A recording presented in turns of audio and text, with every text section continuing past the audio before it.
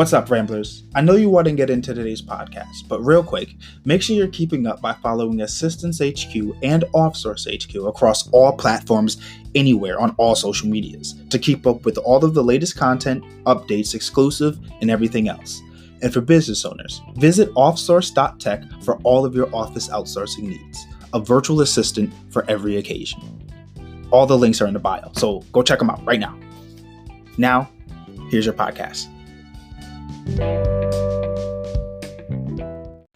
Before we begin, a moment from our sponsor. Checking connection. We are now officially live. Good morning, guys. Welcome back to another wonderful episode of The Ramblings. Whether it be The Ramblings, whether it be a live, we're doing everything every day at this particular point.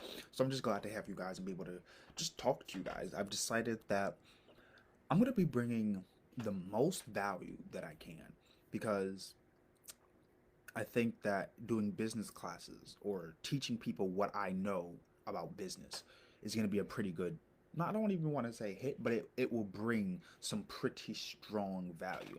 Because something that I heard yesterday that really stuck with me, that I was really thinking of, is just because you know something, and you guys know this because I was on my live the other day, yesterday, talking about this.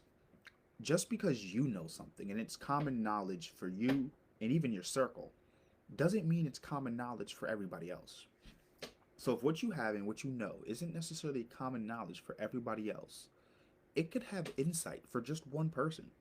And all you need to do is give insight to one particular person, and then that person spreads it like wildfire, because the people that they know don't know that information because they were looking for that information, and the people in their circle were not able to provide that information. So when you become the source of that information, your message then spreads. So I've just decided to say, you know what, I don't really care what you guys know or don't know. I'm just going to tell you, I can only teach you what I know. That's it.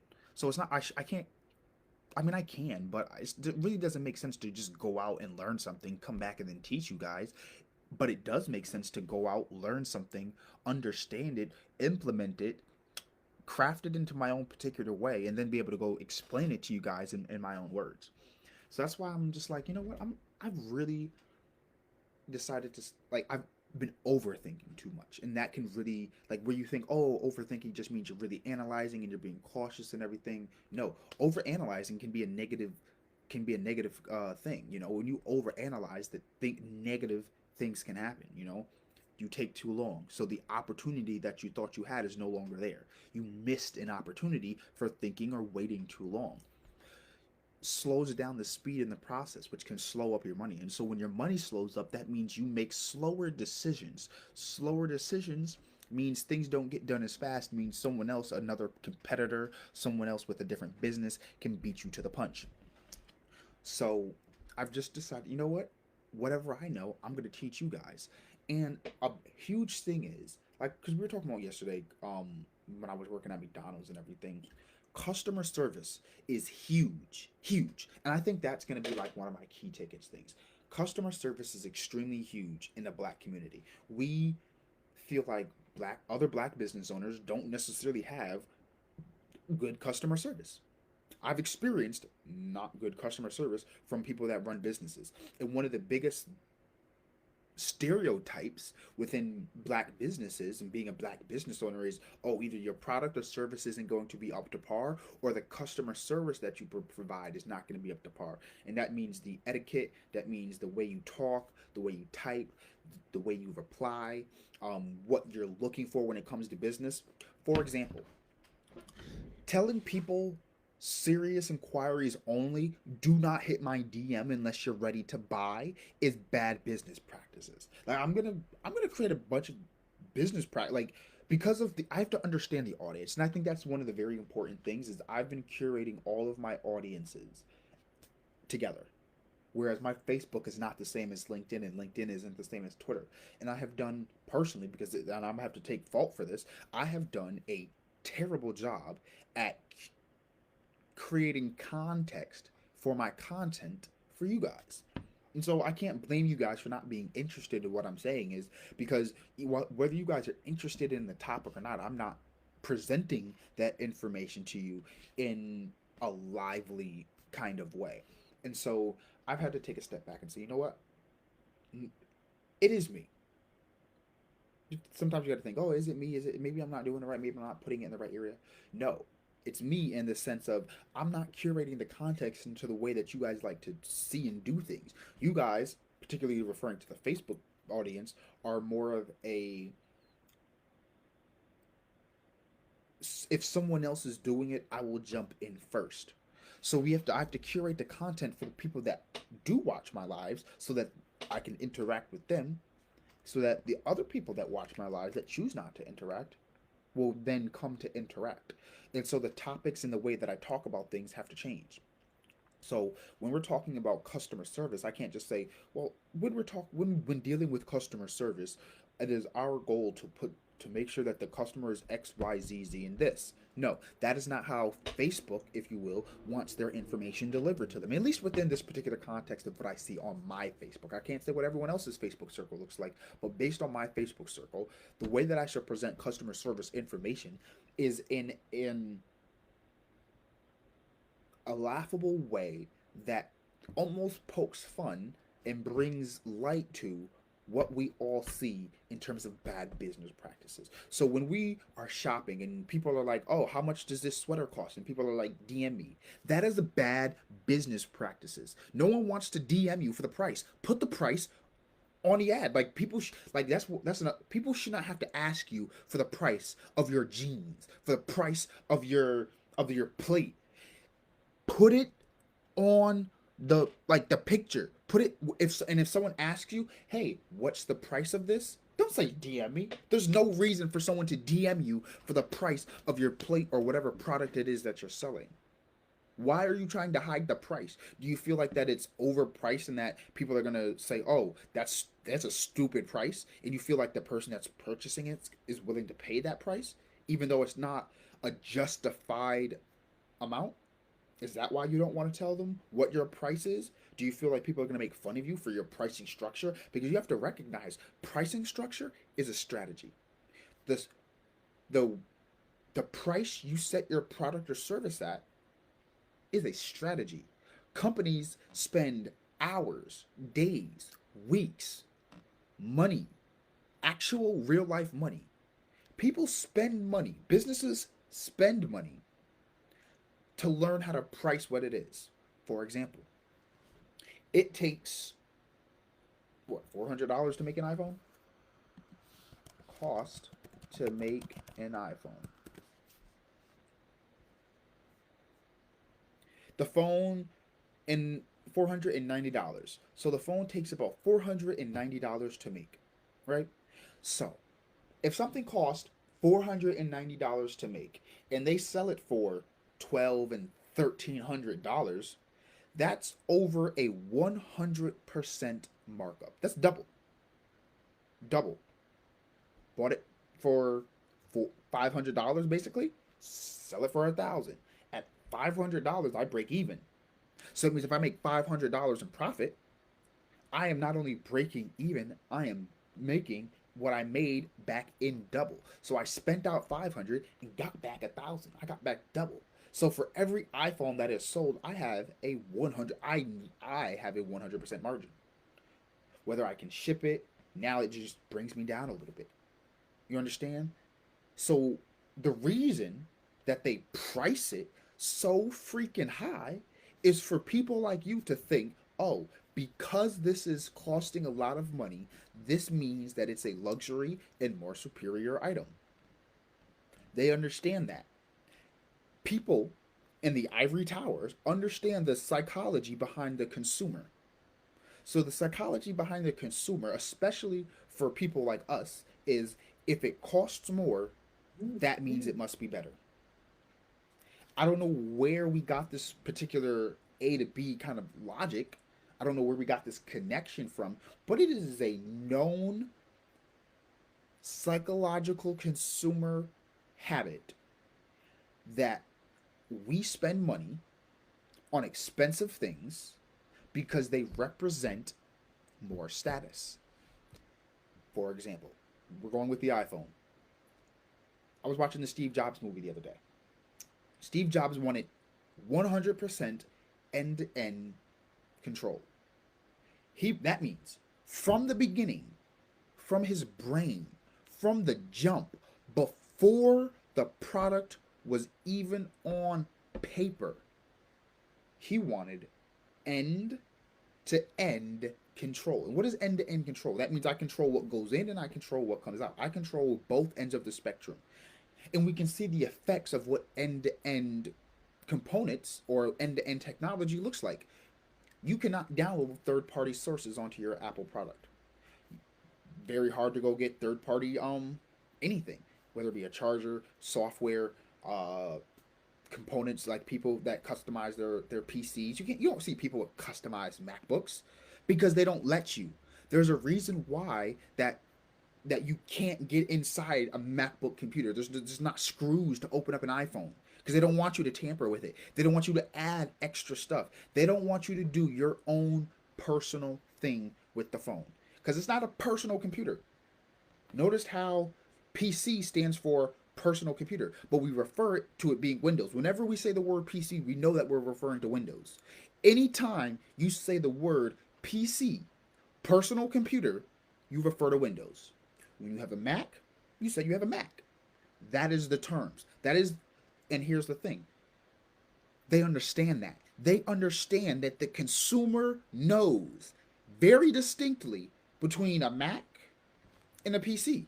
And we know that PC only stands for personal computer. So technically, by definition, my Mac is a PC. It is a personal computer. But somehow, the term Mac has become so branded that it's literally just Mac. You have a Mac. And PC has become so open that it refers to anything that isn't Mac. And so Apple has created what you can call almost like a divide in the consumer world. Mac, not Mac. That is the world that Apple lives in. Apple, not Apple. When you think of Android, take the iPhones we're talking about. When you think of the term Android, you don't think of the flagship brand new Galaxy Note 20. You think of a regular Android phone that is beat the freak up, that can't do squat diddly, and the camera's trash. That is your thought. And when you think of an Android cell phone, you do not think of a flagship glass $1,300 premium phone. You think of some crappy $300, $200, $100 phone. You think of something that doesn't have the same value as your iPhone. Why? Because it's not an iPhone. You have ignored price, specs, design, and rating. All because it's not Apple. Simple. All because it's not Apple. So think of how that branding works. They understand that you are going to buy something not because of the price, not because of the specs, not because of the colors, and not because of the ratings.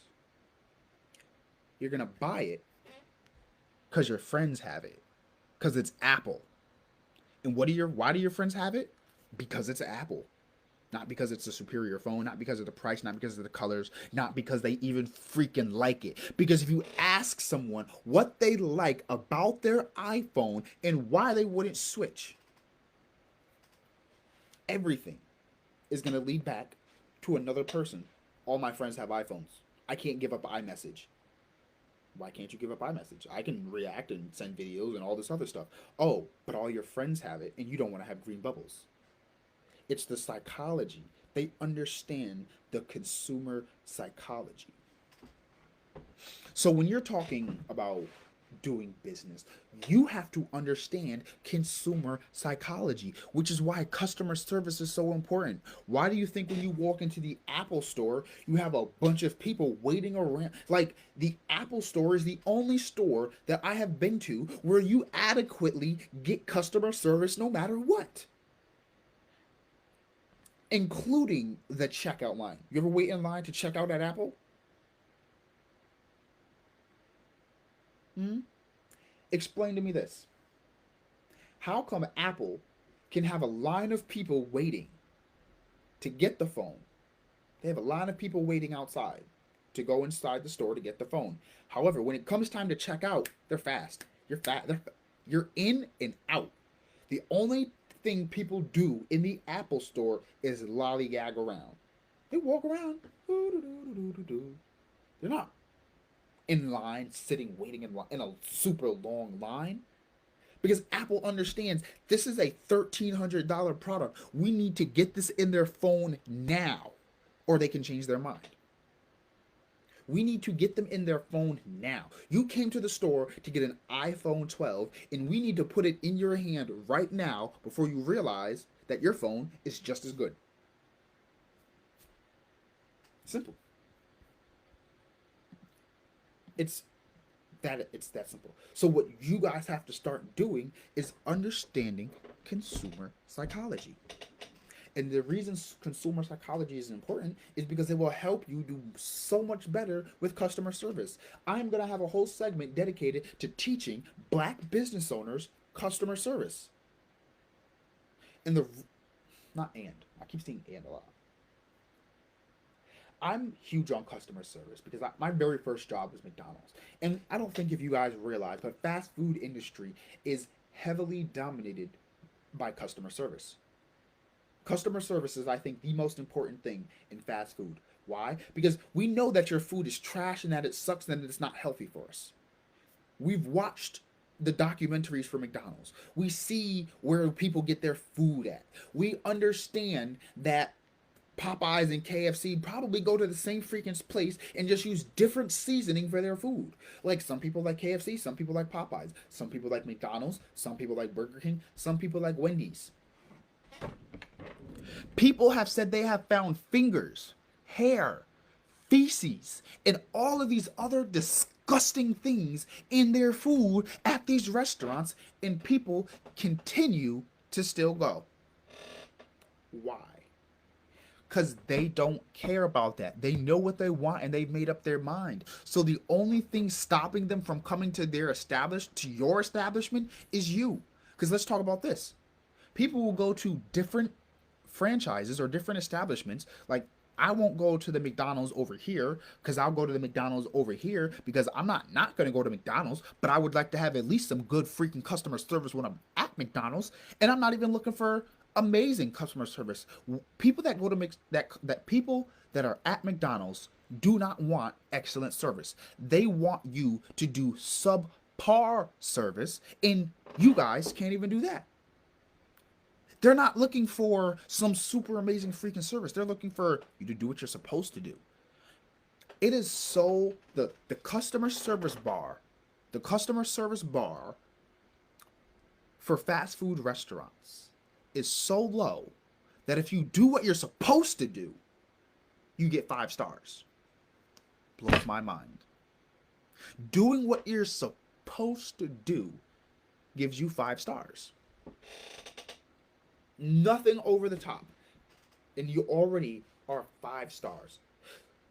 Let me tell you what nothing over the top means. It means you took my order and I didn't get an attitude. It means I gave you the money and I didn't have to wait in line for freaking forever. It means when I got my food, I checked it because I don't trust you guys, and all the food was there.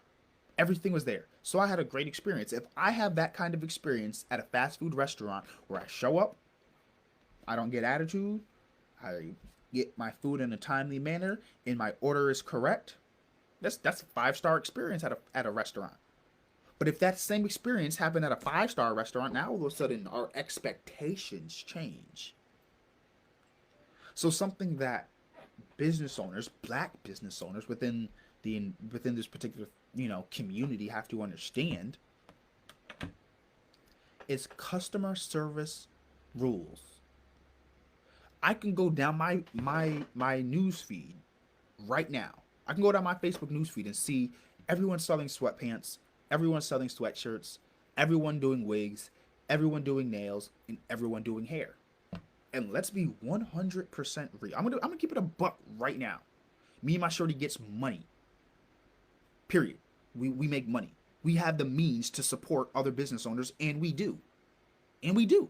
Because here's the thing. We buy things. So if we're going to buy something, why not buy in support of our people? So if I'm gonna go get some sweatpants, I'm gonna and I mean, here's the thing. Even if you guys are charging, what these big companies charge, I don't see it. Some people might have an issue with it. I don't see an issue with it.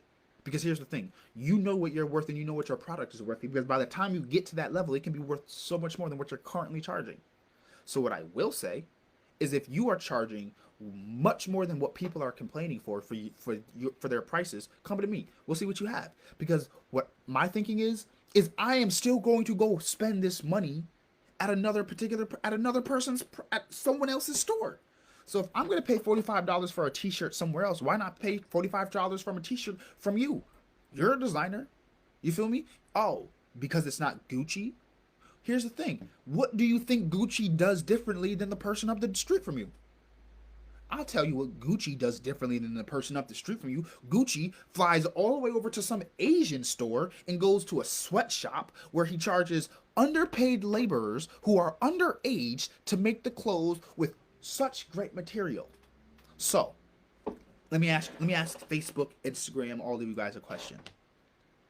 Would you rather go spend $100 for a product that costed $50 to make from slave labor, or would you rather spend the same $100 on a same $50 item or $35 item that it costed to make, made for by the person who you look at every single day at the bus stop? That's the end of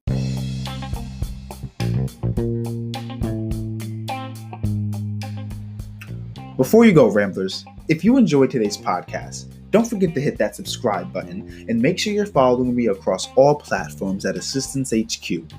Catch up on exclusive content and keep track of everything going on at OffSource. See you in October.